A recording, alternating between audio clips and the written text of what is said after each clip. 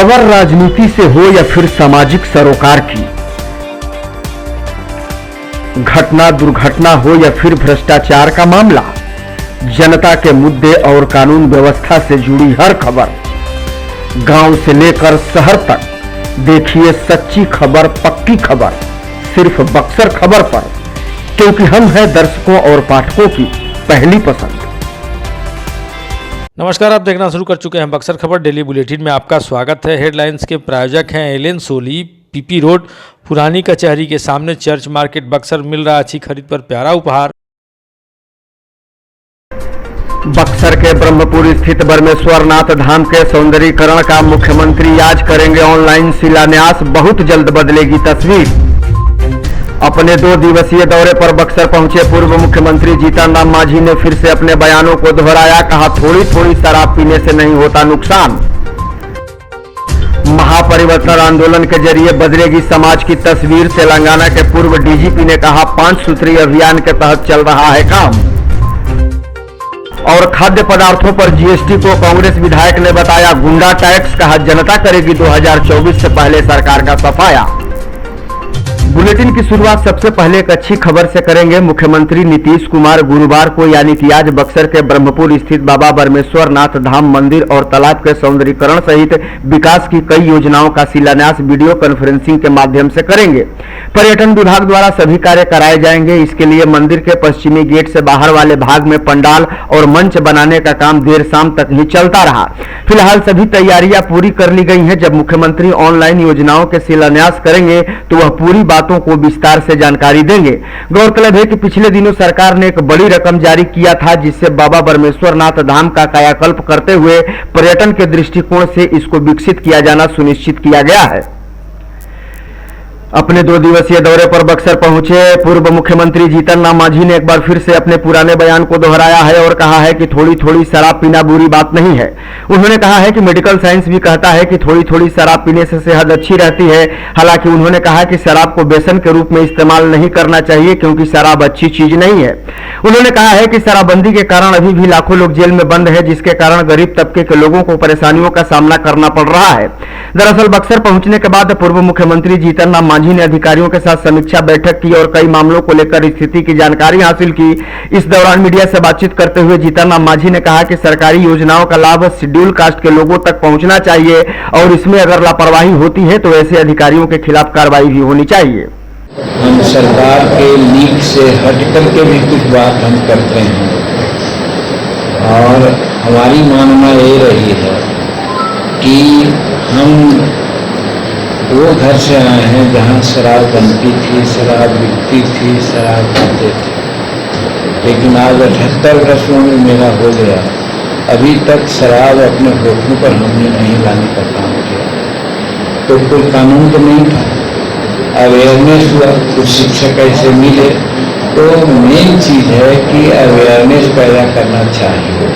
शराब कोई अच्छी चीज़ नहीं है, लेकिन मेडिकल साइंस भी मानती है इस बात को और हम शुरू से कहते रहे हैं कि लिमिट अरसे में अगर शराब लिया जाए तो वो स्वास्थ्य के लिए हानिकारक नहीं बल्कि फायदेमंद होता है। अभी हाल में एक जर्नल में निकला है, पेपर में भी निकला है, आप लोगों ने पढ़ा होगा, उन्होंने भी कहा है कि 2 पैक ले लेने से तो हेल्थ को सुधारता है, न कि बिगाड़ता है। महापरिवर्तन आंदोलन के बैनर तले बुधवार को तेलंगाना के पूर्व डीजीपी और पंजाब सरकार के सलाहकार विनय कुमार सिंह जिला मुख्यालय पहुंचे। यहां उन्होंने सर्किट हाउस में संवाददाता सम्मेलन आयोजित कर कहा कि सरकार की नीतियां वर्तमान स्थिति में जनता के हित में नहीं है। उन्होंने कहा कि सभी राजनीतिक पार्टियां धर्म और जाति के नाम पर सत्ता पाने की लालसा संजोए रहती हैं, जिससे जनता का भला नहीं होता। पूर्व डीजीपी की माने तो जेपी के सपनों को साकार करने के लिए महापरिवर्तन आंदोलन का आगाज किया गया है, जिसके तहत आंदोलन की टीम प्रत्येक गांव तक पहुंचेगी और गांव में समिति का निर्माण कर गांव की समस्या को गांव में ही निपटाने का प्रयास किया जाएगा। इसके अलावा शिक्षा, बेरोजगारी सहित तमाम उन अहम मुद्दों पर भी लोगों को एकजुट कर जागरूक करते हुए वर्तमान स्थिति में परिवर्तन लाने की कोशिश होगी। और अगले 75 सालों में भी इसका वो कुछ नहीं कर पाएंगे। यहाँ के जातिवादी नेता, अधिकारी और जातिवादी अपराधी अपनी अपनी जातियों का भरपूर शोषण कर रहे हैं, उनकी इस भावनाओं को। इसलिए महापरिवर्तन आंदोलन के 5 उद्देश्य हैं। पहला, गांव का झगड़ा गांवों में फैसला करें। दूसरा, शिक्षा का प्रचार प्रसार। तीसरा, गांव को पूरा स्वच्छ रखें ताकि बीमारी न हो। चौथा, अन्याय और भ्रष्टाचार का पुरजोर मिलकर एकजुट होकर विरोध करें। और पांचवा, हर एक पार्टी को मजबूर करें कि वो टिकट अच्छे उम्मीदवार को ही दें। इसलिए पार्टी जाति और धर्म से परे हटकर अच्छे उम्मीदवार को, चाहे वो किसी पार्टी का हो, चाहे वो किसी भी धर्म और जाति का हो, उसको हम लोग वोट दें। इसके लिए हर गाँव में सर्वसम्मति से हम लोगों ने एक ग्राम समिति निर्माण करने का निश्चय किया है। गाँवों को हम लोग जगा रहे हैं, हर गाँव में जा रहे हैं। अभी प्रथम चरण में हमने 10 जिले चुने हैं, जिसमें भभुआ, बक्सर, आरा, रोहतास, जहानाबाद, गया, औरंगाबाद, छपरा और मोतिहारी हैं। और अभी हम लोग भभुआ और से होकर आए हैं, बक्सर अभी कर रहे हैं, फिर रोहतास और आरा जाएंगे। हमारा पूरा विश्वास है कि महापरिवर्तन आंदोलन जरूर सफल होगा, क्योंकि जब भी हम गांव में जाते हैं इसको भरपूर समर्थन मिल रहा है। केंद्र सरकार द्वारा खाद्य पदार्थों पर जीएसटी लगाए जाने को लेकर बक्सर से कांग्रेस सदर विधायक संजय कुमार तिवारी ने केंद्र सरकार पर जमकर निशाना साधा है। उन्होंने सीधे तौर पर प्रधानमंत्री नरेंद्र मोदी और अमित शाह का नाम लेते हुए इस टैक्स को गुंडा टैक्स करार दिया है। उन्होंने कहा है कि सरकार की मनमानी देश की जनता बर्दाश्त करने वाली नहीं है। विधायक ने यह भी कहा है कि उनके नेता राहुल गांधी ने पहले ही संकेत दिया था कि यह सरकार जनता के हित में नहीं है और वह आने वाले समय में यही जनता इस सरकार को सत्ता से हटाने का भी काम करेगी। उन्होंने अमित शाह और पीएम नरेंद्र मोदी पर गुजराती मॉडल पर काम करने का आरोप लगाते हुए देश की जनता को लूटने का आरोप लगाया। उन्होंने कहा कि जिस तरह से वर्तमान सरकार ने टैक्स के रूप में गुंडा टैक्स लगाया है, ऐसे में देश की जनता इसको कतई बर्दाश्त नहीं करेगी और आगामी 2024 के चुनाव में इनका पूरी तरह से सफाया कर देगी।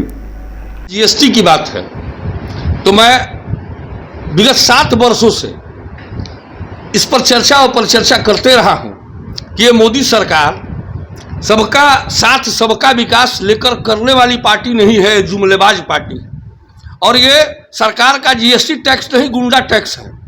और जो जिस तरीके से मोदी गवर्नमेंट और अमित शाह दोनों गुजराती मॉडल के लोग, जो गुजराती ठग के रूप में भी पूरे भारत में प्रचलित हैं और जाने जाते हैं, इससे ये लगता है कि ये गुंडा राज है। और जनता ने भी किया कि वहाँ के तमाम विधायकों को उठा बैठक कराना पड़ा जनता को, और जनता ने उठाया बैठाया अपने गांव से खदेड़ा तक उन विधायकों को।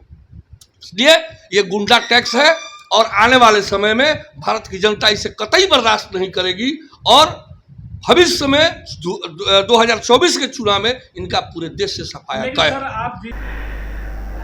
इधर बक्सर से कांग्रेस विधायक संजय तिवारी ने बक्सर के इटाही गुमटी के पास बनने वाले आरओबी को लेकर बड़ा सवाल खड़ा किया है। उन्होंने कहा है कि आरओबी के नाम पर जनता को ठगने का काम किया जा रहा है। जिस धीमी गति से काम हो रहा है उससे उम्मीद नहीं लग रही है कि काम समय पर पूरा हो पाएगा। उन्होंने जिसे जुमला बताते हुए बक्सर सांसद सह केंद्रीय राज्य मंत्री अश्विनी कुमार चौबे पर भी जमकर निशाना साधा। उन्होंने कहा कि बरसात का वक्त आ गया है और अभी तक आरओबी का एक पिलर तक नहीं निकल पाया है। ऐसे में यह किसी जुमला से कम नहीं है और इससे साफ पता चलता है कि मंत्री महोदय का विकास कार्यों में कोई रुचि नहीं है। देखिए, जुमला तो अब लगने लगा है, क्योंकि जिस गति से काम होना चाहिए उस गति में वो काम हो नहीं रहा है।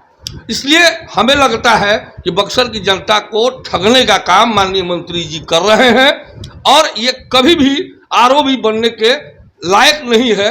चूंकि 20 बरसात में वहां पिलर तो निकल जाना चाहिए था, लेकिन पिलर न निकलना ये हमारे बक्सर के लिए दुर्भाग्य है और ये बक्सर की जनता अपने का आपको ठगी हुई महसूस कर रही है और 2024 में माननीय मंत्री जी का हिसाब यहाँ की जनता कर देगी। सर, आपने मंच से कहा था कि जो माल नहीं, कोई देखिए, कोई विकास संबंधित इनके मन में रुचि नहीं है, जिसके चलते बक्सर का विकास अवरुद्ध है। प्रतिबंधित सिंगल यूज पॉलीथीन के इस्तेमाल के विरुद्ध नगर परिषद के द्वारा लगातार अभियान चलाया जा रहा है। नगर परिषद के कार्यपालक पदाधिकारी प्रेम स्वरूपम के नेतृत्व में चीनी मिल इलाके में अभियान चलाकर सिंगल यूज पॉलीथीन और थर्मोकोल से बने प्लेट और गिलास इस्तेमाल और बेच रहे दुकानदारों के विरुद्ध जमकर कार्रवाई की गई। इस दौरान चीनी मिल से लेकर 11 नंबर लख तक कई दुकानदारों के यहाँ छापेमारी की गई, जहां से प्लास्टिक के साथ साथ थर्मोकोल की प्लेट और प्लास्टिक के गिलास भी बरामद किए गए। सभी बरामद सामग्री को जब्त कर लिया गया, जिसके बाद दुकानदारों से हजारों रुपए जुर्माना भी वसूला गया। अधिकारियों की माने तो प्रतिबंध के बावजूद भी कई लोग कानून को मानने को तैयार नहीं है। ऐसे लोगों के खिलाफ लगातार अभियान जारी रहेगा और उनके खिलाफ कानूनी कार्रवाई होती रहेगी। बक्सर का फाउंडेशन स्कूल अपने अजीबोगरीब कारनामे को लेकर इन दिनों चर्चा में है। दरअसल विद्यालय पर आरोप है कि फीस में देरी होने पर परीक्षा देने से छात्र छात्राओं को रोक दिया गया, जिसके बाद परिजनों में भी नाराजगी देखी जा रही है। परिजनों का आरोप है कि जब इस बाबत स्कूल के प्रिंसिपल से बात की गई तो उन्होंने भी बदतमीजी से बात की और बच्चे को स्कूल नहीं भेजने की धमकी दी। साथ ही साथ उन्होंने कहा कि जो भी फीस जमा नहीं करेगा समय पर उसके बच्चों को स्कूल से नाम काट दिया जाएगा। गौरतलब है कि विद्यालय प्रबंधन के इस फैसले का अभिभावक विरोध कर रहे हैं और विद्यालय की इस नीति को दबंगई बता रहे हैं। उनका कहना है कि एग्जाम के समय में बच्चों को रोकना कहीं से भी तर्कसंगत नहीं है। विद्यालय को इस संबंध में पहले ही पेरेंट्स से बात करना चाहिए था, ना कि बच्चों को प्रताड़ित करना चाहिए, क्योंकि ऐसा करने से बच्चों के ऊपर गलत प्रभाव पड़ता है। मैं गई तो वहाँ ये प्रिंसिपल नहीं थे, तो मैंने फ़ोन करके उनसे बात की कि सर कल मेरी बच्ची को एग्ज़ाम के लिए जब आई तो आप तो एग्ज़ाम नहीं देने दिया। उसी समय सुबह में ही बात करके छोड़ दिए होते तो लड़की नहीं नर्वस होती है, चाहे उसको टेंशन नहीं बनता। तो कह रहे हैं कि नहीं आप फीस पहले काहे नहीं जमा की, लड़की को नहीं भेजना चाहिए था। बोले आप लोग फ़ोन करके बुलाते हैं और बाद में कहते हैं कि नहीं भेजना चाहिए था। इसके बाद सर हम मार्च तक का हम जमा कर दे रहे हैं एडवांस फीस। करें कि आप बेटी को मत भेजिएगा आज के बाद, हम रिस्ट्रिकेट कर रहे हैं। हम ये कोई बात हुई, 12 क्लास में बेटी है मेरी और आप कह रहे हैं कि मत भेजिएगा। तो बोले कि नहीं मत भेजिएगा। हम 23 का हम जमा कर रहे हैं, 22 का नहीं। मई में भी आपके यहाँ फीस जमा करने के लिए आए थे तो उस समय 10,500 के लिए आप रोक दिए थे कि नहीं जब तक 10,500 एनुअल एग्जाम उसका फीस नहीं दीजिएगा तब हम नहीं जमा करेंगे। इसके बाद देखिए सर आज गए तो फिर बदतमीजी पर उतर गए। ये कोई तरीका नहीं ना है। बच्ची का भविष्य, हम आपके स्कूल में एडमिशन कराए हैं, रिजल्ट भी अच्छा था। जब उसको सर बोले कि आप बेटी को भेजिएगा मत।